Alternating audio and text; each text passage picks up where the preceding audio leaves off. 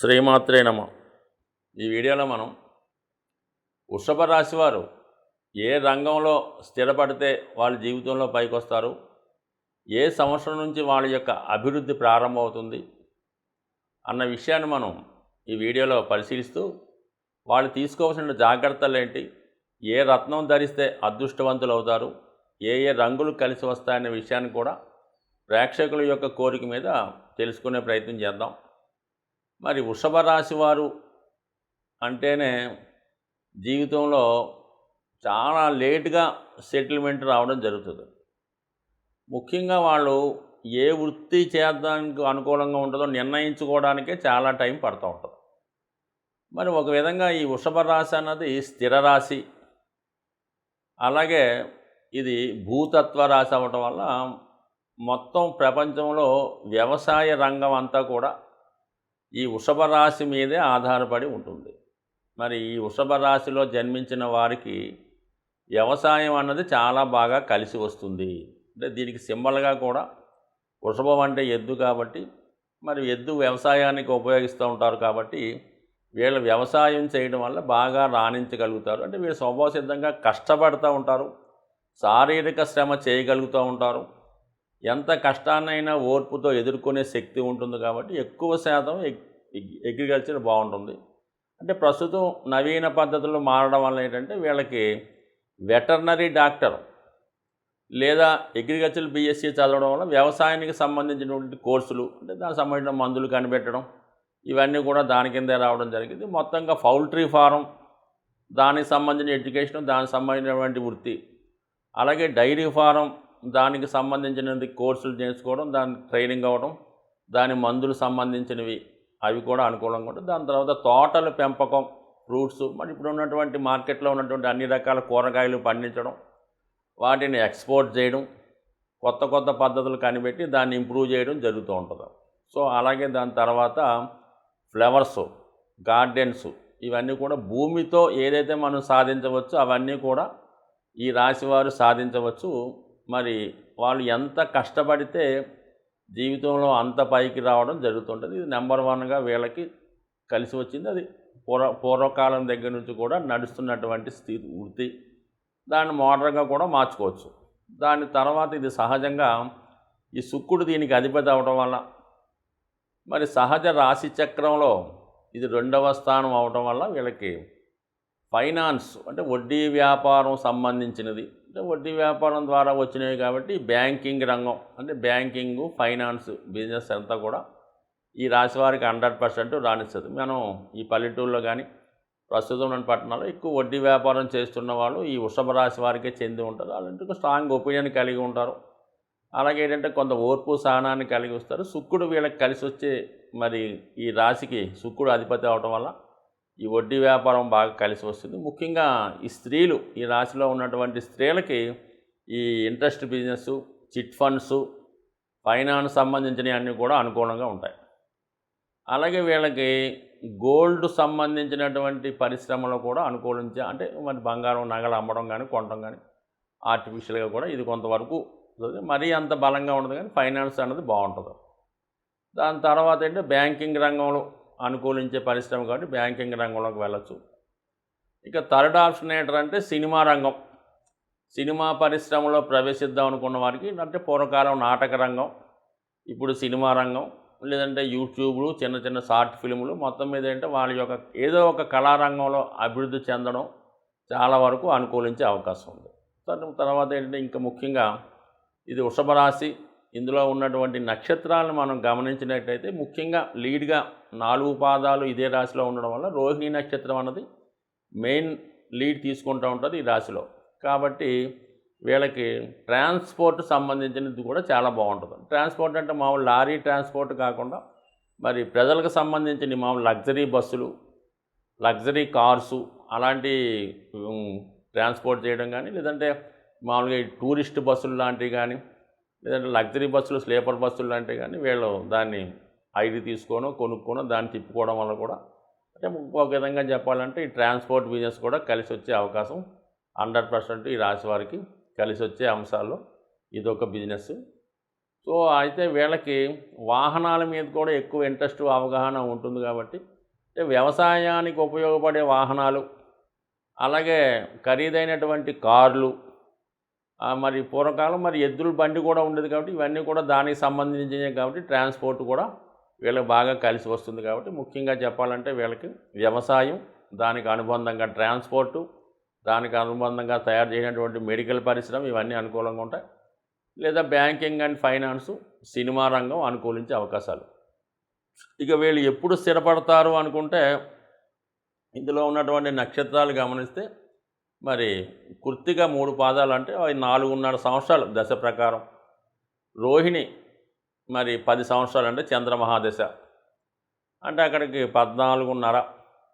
దాని తర్వాత వచ్చిన కుజుడు 2 పాదాలే కాబట్టి మనకి అవి 3.5 సంవత్సరాలు. అందువల్ల ఏంటి ఇది 17-18 సంవత్సరాలు. అంటే సాధారణంగా లెక్క ప్రకారం ఏంటంటే ఈ వృషభ రాశి వాడు తొందరగానే ధన సంపాదన చేయవలసి ఉంటుంది. సో అందువల్ల ఏంటంటే సాధారణంగా వాళ్ళ స్థాయిని బట్టి మరి 18 సంవత్సరాల నుంచే వాళ్ళ అవగాహన వస్తుంది. బట్ ఏదైనా వీళ్ళకి 26వ సంవత్సరం అనేది ఒక గ్రేస్ పీరియడ్గా పెట్టుకుంటే, ఎందుకంటే మరి శని రాశి వారికి యోగకారకుడు కాబట్టి శనికి సంబంధించినటువంటి సంఖ్య 26వ సంవత్సరం దాటగానే వీళ్ళకి 100% జీవితంలో ధన సంపాదన స్టార్ట్ అవుతుంటుంది. వాళ్ళ స్థాయిని బట్టి వివాహం అంటే ఎక్కువగా ఇవి గ్రామీణ ప్రాంతాలు వ్యవసాయానికి సంబంధించిన రాశి కాబట్టి తొందరగానే వివాహం జరగడం, తొందరగానే సంతానం కలగడం జరుగుతూ ఉంటుంది. సో అందువల్ల ఏంటంటే వీళ్ళకి కొంతవరకు ఈ చెప్పిన రంగాల్లో అయితే అనుకూలత చాలా బాగుంటుంది. బేనే సెటిల్మెంట్ అవుతూ ఉంటారు. సో ఏదైనా ఈ రాశిలో జన్మించిన వారు జీవితంలో నిరంతరం కష్టపడుతూ ఎంతటి తుఫాన్నైనా ఎదుర్కొనే శక్తి రైతుకు ఉంటుంది కాబట్టి ఈ రాశిలో జన్మించిన వారు కష్టాలను ఎదుర్కొని జీవితంలో ఓర్పుతో సహనంతో పైకి రావడం జరుగుతూ ఉంటుంది. బట్ ఏదైనా ఈ రాశిలో ఉన్నటువంటి వాళ్ళు జన్మించిన వారు అబ్బాయిల కన్నా అమ్మాయిలకి, స్త్రీలకు బాగా రాణిస్తుంది. ఎందుకంటే ఇది స్వభావసిద్ధంగా స్త్రీ రాశి కాబట్టి స్త్రీలకు చాలా అనుకూలించే అవకాశం ఉంది.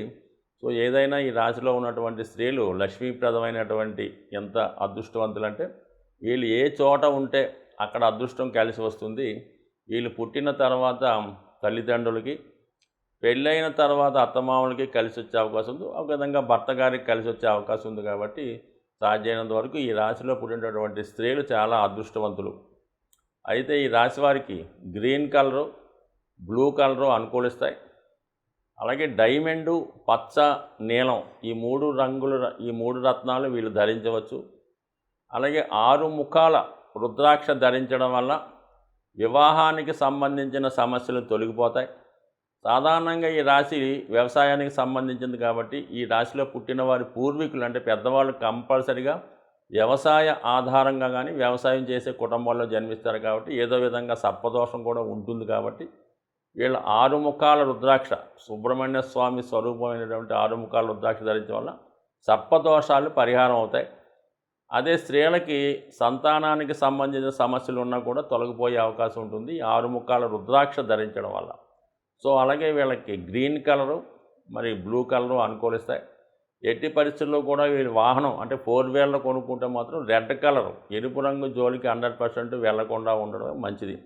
బట్ ఏదైనా ఈ జాతకులు ప్రతి శనివారం హనుమాన్ ఆలయ దర్శనం వల్ల 100% జీవితంలో చిన్న స్థాయి నుంచి పై స్థాయికి వచ్చే అవకాశం ఉంటుంది. సాధారణంగా గ్రహాలు మనకి అనుకూలమైనటువంటి ఫలితాలు ఇవ్వాలంటే సూర్యగ్రహం యొక్క అనుగ్రహం తప్పనిసరిగా ఉండాలి.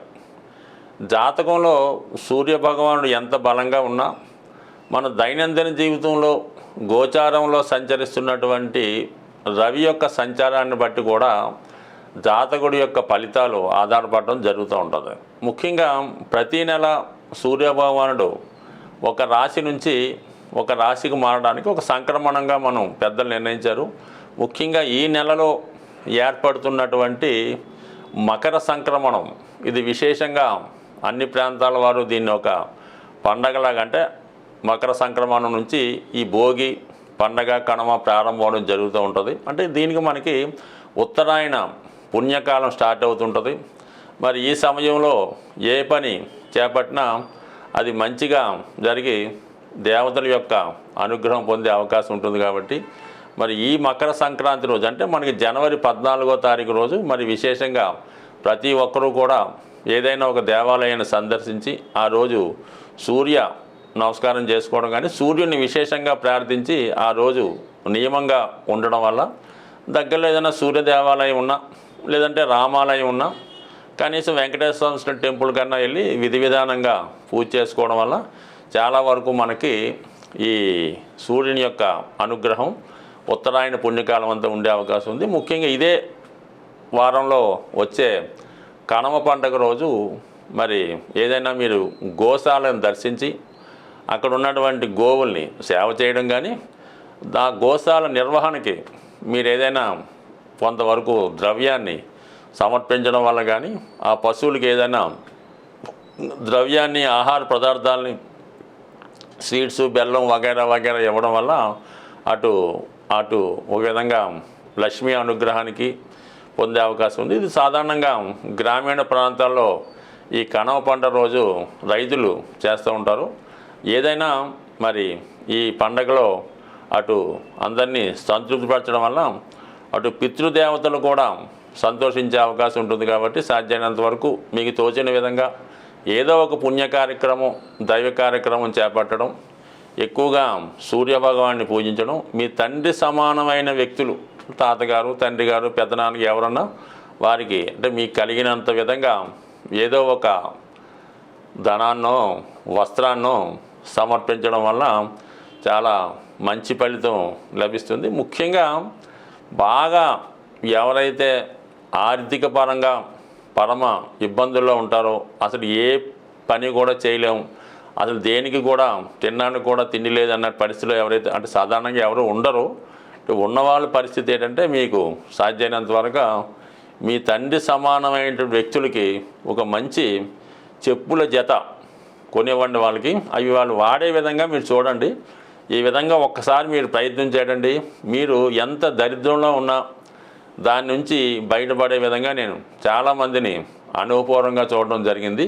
అంటే మీ తండ్రి గారు ఎంత గొప్పవారైనా మీరు ఏ స్థాయిలో ఉన్నా వారికి మీరు ఒక మంచి ఖరీదైనవో మామూలువో చెప్పుల జత స్వయంగా వారికి ఇవ్వడం వల్ల అవి వారు వాడటం వల్ల మీరు ఆ చెప్పులు అరిగిపోయేంత లోపల మీ యొక్క సర్వ దరిద్రాలు తీరిపోయే అవకాశం ఉంది. స్వస్తి.